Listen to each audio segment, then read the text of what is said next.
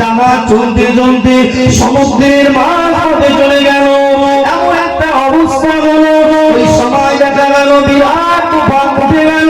আর সমুদ্রের নাবিক জাহাজ চালকেরা বলল জাহাজ আর যাবে না। ওই সময় একটা রীতি ছিল, ওই জাহাজের ভিতরে যদি কোনো গুনাহগার মানুষ থাকে, যদি কোনো অপরাধ করেওয়ালা মানুষ থাকে, তাদের চিহ্নিত করে ওই নদীতে ফেলে দিতে হবে, তারপরে ওই জাহাজটা পুনরায় চলবে। কিন্তু ওই নাবিকেরা বলেছিলেন আপনারা জানেন না এই জাহাজের ভিতরে এমন একটা মানুষ রয়েছে, যে মানুষটা তার গোলামের তার মুজিবের বিনা অনুমতিতে লুকিয়ে লুকিয়ে পালিয়ে চলে যাচ্ছে। ওই মানুষটাকে যতক্ষণ নদীতে ফেলে না দেবেন ততক্ষণ এই জাহাজ যাবে না। যতক্ষণ তাকে নদীতে না ফেলবে ততক্ষণ জাহাজ যাবে না। নবী ইউনূসের চেহারা দেখে ওরা তো কেউ মানতে চায় না, বিশ্বাস করতে চায় না। আল্লাহর নবী পয়গম্বর, আমরা তো কোনোদিন এইরকম করতে পারেন না। কি করলেন? লটারি করলেন।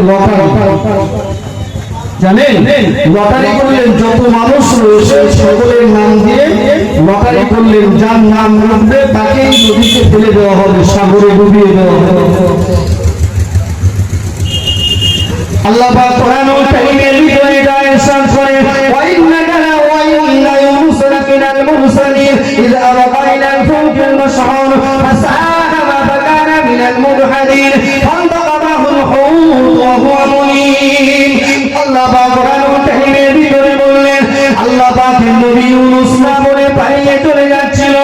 আল্লাহর নবী যাইনা চলে যাচ্ছিলেন, সেটা ছিল রাতের আধার। আল্লাহ পাকের ওই বান্দারা যখন লটারি করছিলেন, বাবু লটারি করার সময় বারে বারে ইউনূস নবীর নামটাই উঠছিল।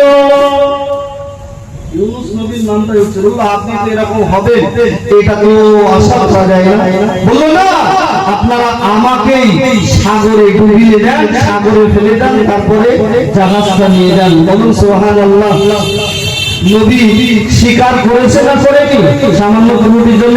আচ্ছা আমাকে আপনাকে যদি গুনাহ করার পরে বলা হয় একজন দেখেছে আমি ইমাম সাহেবের প্রস্তুতি গুনাহ করেছি, যদি ইমাম সাহেব বলে আপনি এই গুনাহটা করেছেন এটা ঠিক না, বললো আমি করিনি তো আমি না, তোমার দেখার বলেছে অন্য লোক।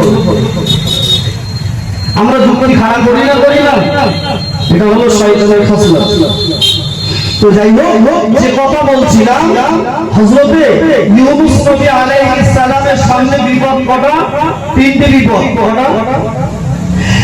এক নম্বরে রাতের আধার, এই অন্ধকারের ভিতরে নবী ইউনূসকে সাগরের ভিতরে ফেলে দিল।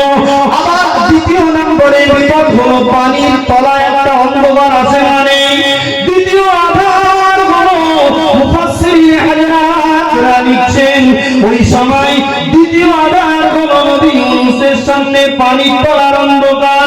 আর তৃতীয়ত আল্লাহ পাক ওই সময় ঘোষণা করে নিয়েছিলেন ইয আরাকাইনাল ফুলকাল মাশহুন ফাসাহামা মিনাল মুদহাদিন ফালতাকামাহুল হুত ওয়া হুয়া মুলিম। আল্লাহ একটা মাছকে নির্দেশ দিয়ে দিলেন, ও আমার দুনিয়ার মাছ তুমি চলে যাও, আমার নবী ইউনূসকে তুমি গ্রাস করে নাও, গিলে নাও। বলুন সুবহানাল্লাহ। তবে আমি ঘোষণা দিলাম আমার নবী ইউনূস যদি সে আমি আল্লাহ নামের পবিত্রতা অর্জন করে, আমি আল্লাহ নামের তাসবিহ তাহলিল করে, তবে তার একটা চামড়া একটা হাড় পর্যন্ত মাছ তুমি হজম করতে পারবে না। একটা মাছ কত বড় হলে একটা মানুষকে গিলে নিতে পারবে, চিন্তা করবে। একটা মাছ কত বড় হলে একটা মানুষকে গিলে নিতে পারবে। মুফাসসিররা লিখেছেন জানেন, অবাক হয়ে যাবে নবী ইউনূস আলাইহিস সালামকে সেই মাছ গিলে নিয়ে সাগরের গভীর তলদেশে চলে গেলেন। চলে যাওয়ার পরে সেখানে বিভিন্ন পাথর দেখতে পেলেন। নবী ইউনূস কোথায়? মাছের পেটে। পাথর মুফাসসিররা লিখেছেন নবী ইউনূসের আল্লাহর ওই যে তাসবিহ তিনি পড়বেন শিক্ষাটা কোথা থেকে নিয়েছেন জানেন? ওই সময় আল্লাহর নবী ইউনূস ওই সাগরের তলদেশে পাথরে আল্লাহ নামের জয়গান আল্লাহর তাসবিহ ওই পাথর পড়ছিল, সেই নবী ইউনূস আলাইহিস সালাম মাছের পেটে থেকেই কথা শুনেছিলেন। বলুন সুবহানাল্লাহ। মুফাসসিরিনরা লিখেছে। এবার আপনি আমাকে জবাব দেবেন, আল্লাহর নবী ইউনূস যে কথা বলছিলেন এটা আমি বলবো তো বটে, আল্লাহ কোরআনুল কারীমের ভিতরে জানিয়ে দিয়েছে তামাম জগতের বৃক্ষলতা, তামাম জগতের নুরিয়ার কাকর যা কিছু রয়েছে বালি মাটি পাথর সব কিছু জড় বস্তু কিংবা নির্জীব বস্তু সব কিছু আল্লাহর নামের তাসবিহ পড়ে। আল্লাহ কোরআনুল কারীমের ভিতরে সূরা বানি ইসরাঈলের ভিতরে জানিয়ে দিয়েছেন ওয়ালাকিন লা তাফকাহুনা তাসবিহাহুম, তবে তোমাদের যোগ্যতা নেই বলে তোমরা ওই আল্লাহ সৃষ্টির তাসবিহগুলো তোমরা বুঝতে পারো না। বলুন সুবহানাল্লাহ। ওই পাথরটাও তাসবিহ পড়ছিল।